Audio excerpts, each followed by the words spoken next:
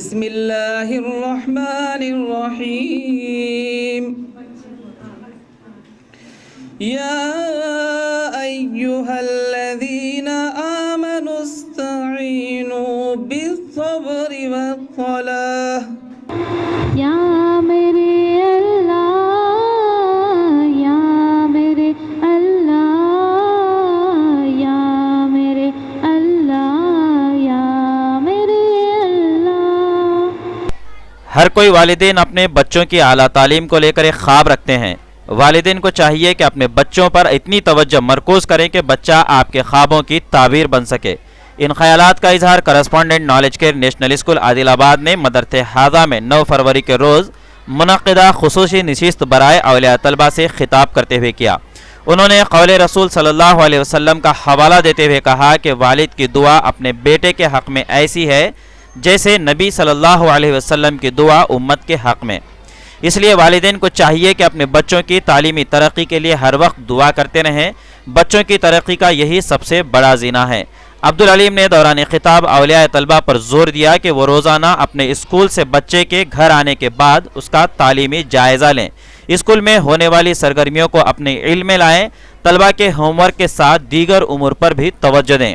اس موقع پر director knowledge care محمد اسماعیل نے خطاب کرتے ہوئے کہا کہ طلبہ اپنی ظاہری زیب و زینت کے ساتھ موبائل فون میں زیادہ وقت بتا رہے ہیں، جس سے طلبہ کے تعلیم پر گہرا اثر پڑ رہا ہے۔ والدین کو چاہیے کہ اپنے بچوں کی ضرورتیں پوری کریں اور ایسے خواہشات کی تکمیل نہ کریں جس سے بچوں کے مستقبل پر اثر پڑتا ہو۔ محمد اسماعیل نے نالج کیئر میں ہونے والے تعلیمی سرگرمیوں پر تفصیلی روشنی ڈالی اور اعلیٰ طلبہ کو بھی اسکول کے نظم و ضبط اور سختی سے عمل پیرا ہونے کی اپیل کی۔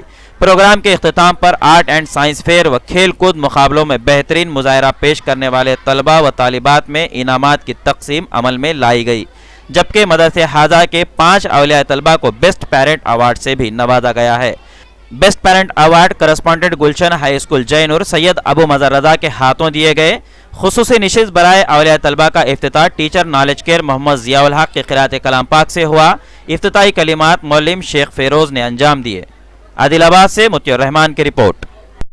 ہم بڑے خواب لے کر اٹھتے ہیں، ہونا چاہیے، میرے اندر بھی خواب ہے میرے بچوں کے متعلق، آپ کے اندر بھی ہونا چاہیے، لیکن اس خواب کو پورا کرنے کے لیے ہم کس نوعیت تک اور کہاں تک اترتے ہیں، یہ سب سے اہم چیز ہے۔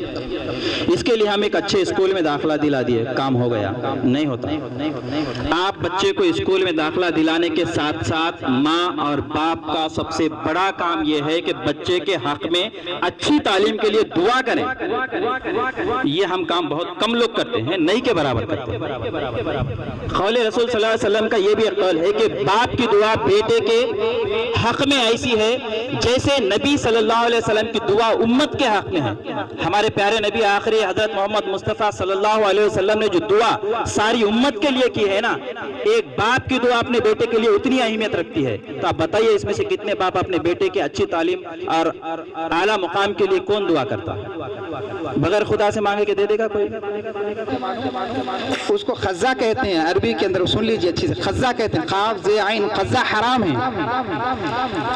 سر کے ایک حصے کو بہت باریک بنانا یا ایک حصے کے بال چھوڑ دینا خزہ کہلاتا ہے، خزہ حرام ہے۔